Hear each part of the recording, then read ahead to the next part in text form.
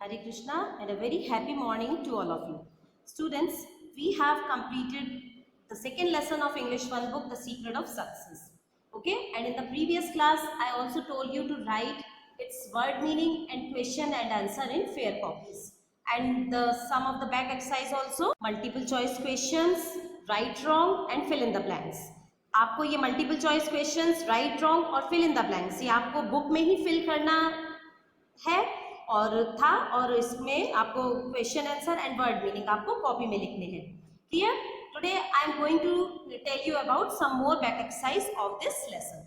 Page number 14, it is given pronouns. Pronouns are given here.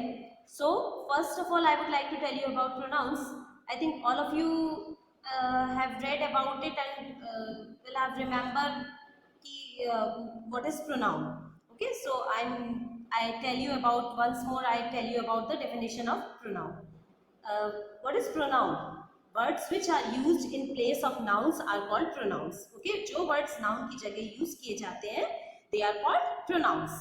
ठीक है, लेकिन इसमें यहाँ पर अर्थ दिया pronouns that are used to show possession or ownership are called possessive pronouns. अभी pronouns के भी टाइप होते हैं, टाइप्स होते हैं.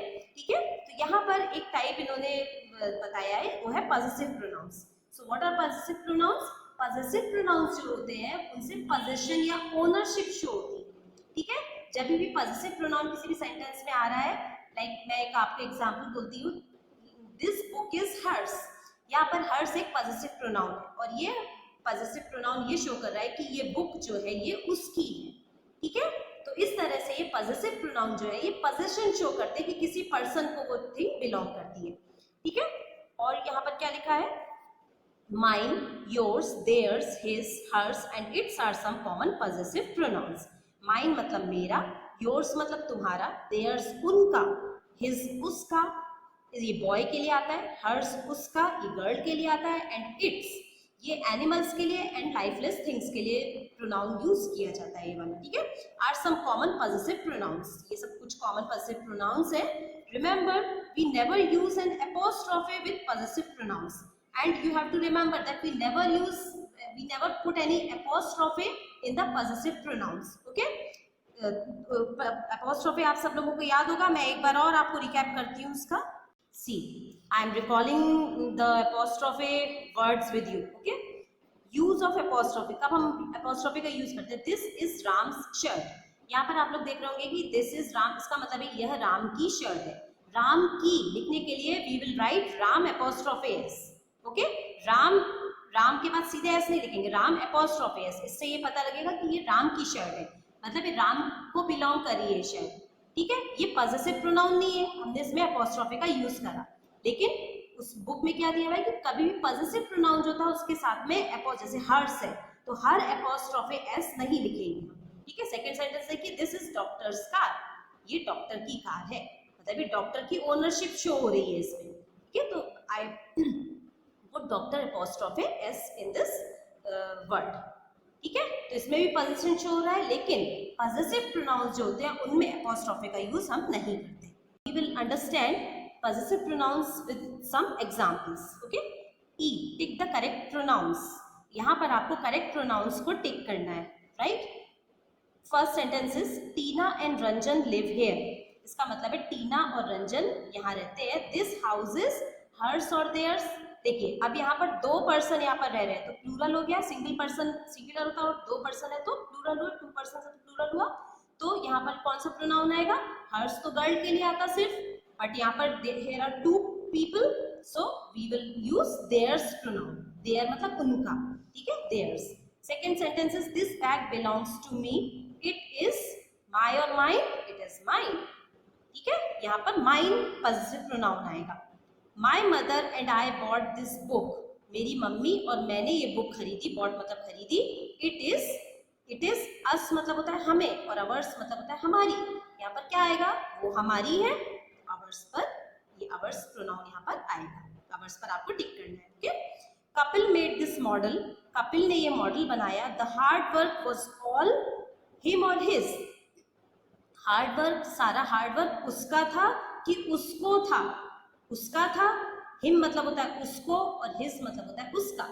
तो हम यहाँ पर क्या प्रोनाउन यूज करेंगे, हिज प्रोनाउन यूज करेंगे। Okay, fifth sentence is the little brown puppy belongs to Neha. जो लिटिल ब्राउन पपी है इट बिलोंग्स टू नेहा, वो नेहा का है।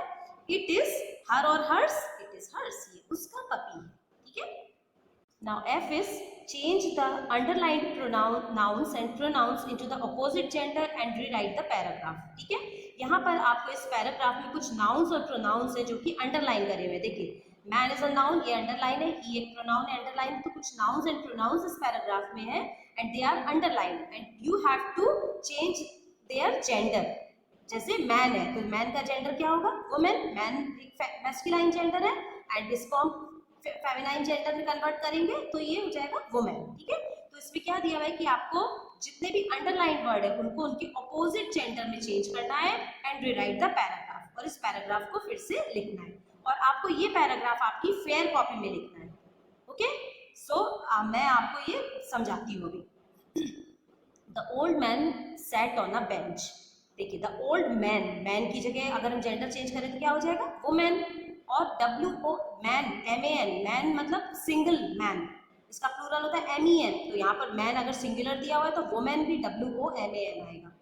ठीक है, the old women sat on a bench. He had brought some bread to feed the ducks. He की जगह gender क्या हो जाएगा, she. Had brought some bread to feed the ducks. Ducks is a feminine gender. Duck जो बतख होती है ना वो एक फेमिनाइन जेंडर है और इसका हम मैस्कुलाइन लिखेंगे, वो होता है ड्रेक्स। यहाँ पर प्लूरल दिया है तो हम ड्रेक्स लिखेंगे यहाँ पर। ठीक है, as he through bread crumbs into the water. तो एज ही की जगह क्या जेंडर हो जाएगा, she. She threw bread crumbs into the water, all the birds flocked towards him. Him आता है मेल के लिए, this is a pronoun and it is used for male, और इसकी जगह हम हिम की जगह क्या यूज करेंगे, हर। तो यहाँ पर जाएगा flocked towards her. Okay, A little girl walked by with her father। A little girl, अब यहाँ पर गर्ल एक फेमिनाइन जेंडर है, इसकी जगह मैस्कुलाइन जेंडर यूज करेंगे। यहाँ पर आ जाएगा a little boy walked by with her father। Her girl के लिए आता है तो his boy के लिए हो जाएगा। जेंडर चेंज करना है हमको तो his mother। Clear? The girl was fascinated by the birds। The boy was fascinated by the birds। Very soon she and her father, very soon he and his father had befriended the old man। Man की जगह क्या हो जाएगा, woman। And soon all there were throwing bread to the birds। They were throwing bread to the birds। ठीक है, तो इस तरह से आपको इस पैराग्राफ में पूरे जेंडर को चेंज करना है and you have to rewrite the paragraph in your fair copy। Now I will explain the meaning of this paragraph with you। I am telling you, the old man set on a bench. इसका मतलब है कि एक बूढ़ा आदमी bench पर बैठा था। ठीक है, अभी मैं आपको इस पैराग्राफ का मीनिंग कन्वर्ट कर रही हूँ जो भी जेंडर दिए हुए। ठीक है, जब आप इसका जेंडर चेंज करेंगे तो आप इसका मीनिंग खुद समझिएगा उसको। जब आप जेंडर पूरा चेंज करके इस पैराग्राफ को फेयर कॉपी में लिखेंगे तो आपको उस पूरे पैराग्राफ का मीनिंग खुद समझना है। ठीक है, the old man set on a bench. एक बूढ़ा आदमी बेंच पर बैठा था। He had brought some bread to feed the ducks. He had brought मतलब वो लाया था, सम ब्रेड मतलब कुछ रोटियां लाया था, to feed the ducks. Ducks को खिलाने के लिए कुछ रोटियां लाया था, बतख को खिलाने के लिए कुछ रोटियां लाया था। As he through bread crumbs into the water. Through मतलब फेंका, जब उसने फेंका ब्रेड क्रम्स, ब्रेड के जो टुकड़े थे, इनटू द वाटर, वाटर में फेंके। All the birds flocked towards him. सारी बर्ड्स जो थी वो उसके पास में फ्लॉक, वो ब्रेड क्रम्स के पास में फ्लॉक करती हुई आ गई। फ्लॉक मतलब बर्ड्स लाइक जैसे चलती है ना, दैट इज कॉल्ड फ्लॉकिंग। तो all the birds flocked towards him। A little girl walked by with her father। तभी वहां से एक छोटी सी लड़की अपने पापा के साथ निकली। walked by with her father। The girl was fascinated by the birds। और वो बर्ड्स को देख के बहुत खुश हो रही थी। Very soon she and her father। बहुत जल्दी वो और उसके पापा had befriended the old man। वो old man के फ्रेंड बन गए। And soon all they were throwing bread to the birds। और थोड़ी देर में वो सब सारे लोग ब्रेड को, वो डक्स को ब्रेड खिलाने लगे। Here is one more exercise, but it is new for you। Okay? Here it is written idioms। idioms मतलब होता है मुहावरे। आपने हिंदी में पढ़े होंगे मुहावरे। ठीक है, वही idioms जो है यहाँ पर ये idioms दिए हुए हैं। और इडियम्स को हमको इन फिल इन द ब्लैंक्स में सही इडियम को फिल करना होगा। ठीक है, सबसे पहले मैं इसका क्वेश्चन पढ़ती हूँ। Some idiomatic expressions are given here. कुछ मुहावरे यहाँ पर दिए हुए हैं। इडियोमेटिक एक्सप्रेशन मतलब मुहावरे यहाँ पर दिए हुए हैं। Select the correct one. आपको करेक्ट इडियम्स को सेलेक्ट करना है टू कंप्लीट दी सेंटेंसेस। ये कुछ सेंटेंस दिए हुए हैं, तो आपको इन सही इडियम्स को पहले सेलेक्ट करना और फिर उसमें फिल करना है। तो सबसे पहले मैं आपको इन इडियम्स के मीनिंग बताऊंगी। आप जब बुक में देखेंगे तो इसमें पहला इडियम दिया है नूक एंड कॉर्नर। ऊपर जो ब्लॉग बना है ना, उसमें जो इडियम्स दिए हुए हैं मैं वहां से उनके मीनिंग आपको मतलब सीरियल वाइज वहां से आपको मीनिंग बता रही हूँ। Nook and corner. Nook and corner का मतलब होता है एवरी कॉर्नर, हर कोने से। ठीक है। सेकेंड इसमें इडियम है ऑड्स एंड एंड्स। तो ऑड्स एंड एंड्स का मतलब होता है कि ऑलमोस्ट लेफ्ट, मतलब कुछ हद तक छोड़ देना, कुछ थोड़ा बहुत बच जाना। जैसे मान लीजिए हम बोले कि अगर मैंने उस जगह को पूरी तरह से मैंने उस जगह को छोड़ दिया, लेकिन मेरा कुछ सामान वहां पर रह गया, तो ऑलमोस्ट लेफ्ट हो गया हूं मैं वहां से, लेकिन मेरा कुछ सामान वहां पर रह गया। ठीक है। Part and parcel. Part and parcel का मतलब क्या होता है? एन इंटीग्रल और एसेंशियल पीस। इंटीग्रल मतलब कि किसी भी चीज को कंप्लीट होने के लिए कुछ अगर एक पार्ट चाहिए होता है तो that is called integral part. और एसेंशियल मतलब जरूरी चीज, जरूरी भाग। ठीक है। Bag and baggage. What is the meaning of bag and baggage idiom? With all once belongings. मतलब किसी भी पर्सन को क्या क्या चीजें चाहिए होती हैं वो उसके लिए कहलाएंगी बैग एंड बैग। जैसे स्टूडेंट को क्या क्या चाहिए होता है, स्टूडेंट स्कूल आता है तो उसको क्या क्या चाहिए होता है, ठीक है, तो वो उसकी सारी बिलोंगिंग कहलाएंगी। ठीक है। किसी भी डॉक्टर को क्या क्या चाहिए होता है हॉस्पिटल में, तो वो उनके बैग एंड बैगेज कहलाएंगे। Next is cats and dogs. इस इडियम का मीनिंग होता है हैवी रेन। कभी भी बहुत जोर से बारिश आती है ना, तो हम कहते हैं कि it is raining cats and dogs outside. ठीक है। हैवी रेन, भारी बारिश। Time and tide. Time and tide का मीनिंग होता है टाइम। ठीक है। Time and tide. Tide also, tide का मीनिंग भी होता है टाइड का मीनिंग भी टाइम ही होता है। तो टाइम एंड टाइड का मीनिंग जो होगा वो पूरे का मीनिंग मिला के होता है टाइम। ठीक है। Next is ups and downs. Ups and downs का मतलब आप लोग शायद थोड़ा बहुत समझते होंगे, पर भी मैं आपको बताती हूँ। So many difficulties. Ups and downs मतलब जैसे हम बोलते हैं ना, किसी की लाइफ में बहुत सारे अप्स एंड डाउन्स आए। ठीक है।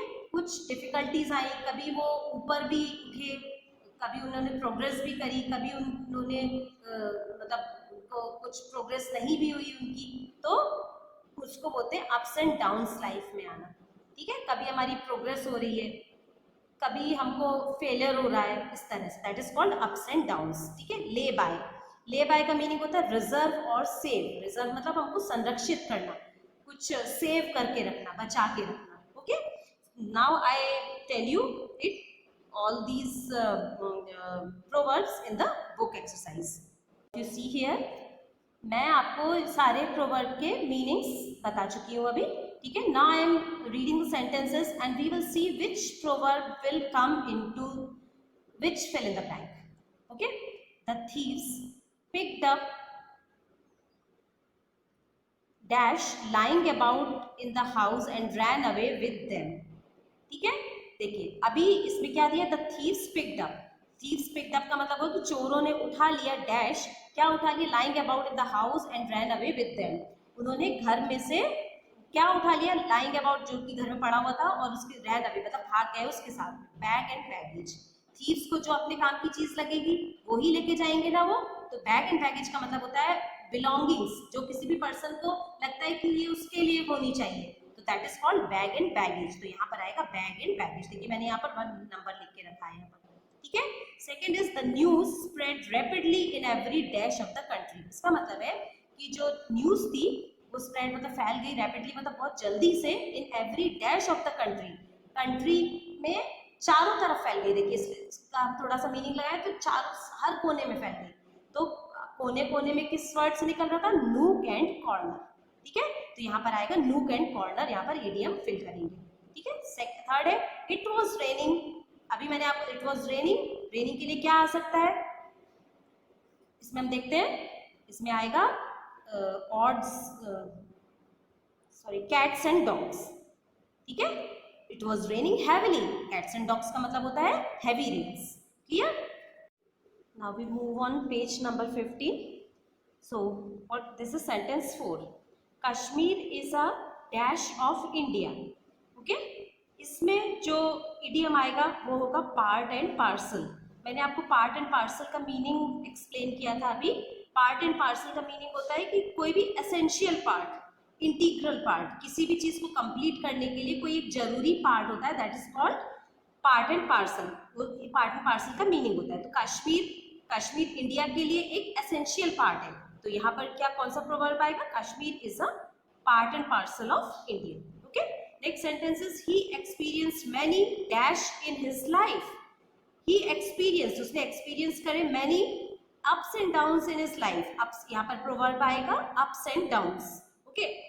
क्यों अप्स एंड डाउन्स? मतलब कि उसने कई बार प्रोग्रेस भी करा, कई बार वो उसको लॉस भी हुआ किसी चीज में, तो अप्स एंड डाउन्स, उसकी लाइफ में काफी अप्स एंड डाउन्स आए. तो यहाँ पर ये वाला प्रोवर्ब आएगा.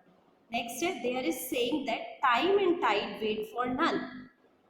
एक कहावत है, सेइंग मतलब कहावत होता है, that time and tide wait for none. Time का मीनिंग, टाइम एंड टाइड इस प्रोवर्ब का मीनिंग मैंने आपको बताया था. इसका मतलब होता है टाइम. टाइम कभी किसी का भी वेट नहीं करता. तो आपको इस जैसे ये वाला प्रोवर्ब हमको यहाँ पर फिल करना है. There is saying that dash wait for none. ठीक है, क्या चीज किसी का वेट नहीं करती. अब आप प्रोवर्ब में से सेलेक्ट करेंगे. प्रोवर्ब्स में से हम देखेंगे कि क्या प्रोवर्ब इसमें फिट बैठ सकता है. यहाँ पर देखिए, मैंने अभी आपको बताया कि उसमें आएगा टाइम एंड टाइड. ठीक है. इसके अलावा अगर हम दूसरा देखें तो वो कोई भी मीनिंग इसमें नहीं सही लगेगा. ठीक है. तो उस वाले में आएगा time and tide wait for none. The English left India dash in 1947. English मतलब जो इंग्लिश पीपल थे, दे लेफ्ट इंडिया, उन्होंने इंडिया को लेफ्ट करा था डैश इन 1947. अब यहाँ पर क्या प्रोवर्ब आना चाहिए? तो इसका मीनिंग निकलेगा यहाँ पर, अगर हम यहाँ पर ऑड्स एंड एंड्स फिल करते हैं, ऑड्स एंड एंड्स का मीनिंग होता है कि ऑलमोस्ट लेफ्ट, मतलब काफी हद तक उन्होंने सब चीजें छोड़ दिए थे यहाँ से, इंडिया से कुछ चीजें उनकी यहाँ पर रह गई थी. ठीक है. तो यहाँ पर क्या प्रोवर्ब आएगा? The English left India odds and ends in 1947. 8th है we must dash something against a rainy day. इसमें मैंने प्रोवर्ब फिल करा है ले बाय. तो ले बाय का मीनिंग होता है वी शुड रिजर्व और सेव समथिंग. रिजर्व और सेव करने का मतलब होता है कि हमको कुछ चीज सेव करके बचा के रखनी चाहिए. तो we must lay by something against a rainy day. Students, आज हमने इसकी रिमेनिंग बैक एक्सरसाइज को भी कंप्लीट किया. आप सब लोगों को इसकी आंसर शीट में से, आंसर शीट जो आपको प्रोवाइड कराई जाएगी, उसमें से सारी ये बैक एक्सरसाइज को देखना है. और जो मैंने आपको बुक में करने के लिए बोला है वो बैक एक्सरसाइज को आप बुक में करिए, और जिस बुक एक्सरसाइज को बैक एक्सरसाइज को कॉपी में करने के लिए बोला है वो आपको कॉपी में करके और मेरे को सबमिट करनी है. तो बस आज के लिए इतना ही. Thank you all of you and take care.